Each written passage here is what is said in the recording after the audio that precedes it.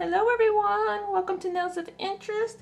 Today is just a quick video on how someone suggested I try to squeeze polygel out of the tube since I'm got weak grip strength, and even squeezing with these, I mean, I'd want to go like this and then, well, it's going to come out, right?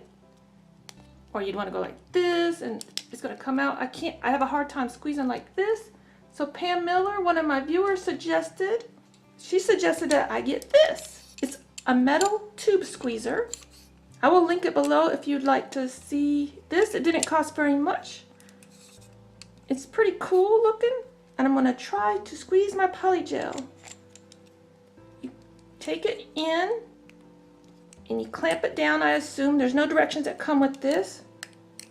I'm going to get out something just in case it's actually going to work for me. Uncap that so that the air can get out, you know, pressurization and all. And this way you can just put your hand down and clamp it. Now I've got a little problem with the table, so I'm gonna have to get it close to the edge of my table here. And then you just roll like this. Let's get a form down here. Couple of cranks because this one's like half empty.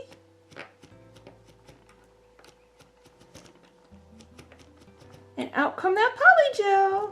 Look at that. Look at that, everybody. That's pretty cool. I mean, it's a little odd looking, but it works. So if you're having trouble getting your polygel out of your tube, this is a pretty cool little trick. I mean, you can do it right into your form, right onto your finger, whatever you want. That's pretty cool. So thank you, Pam, for suggesting this for me. That's a pretty nifty idea. So everyone, thank you for watching today.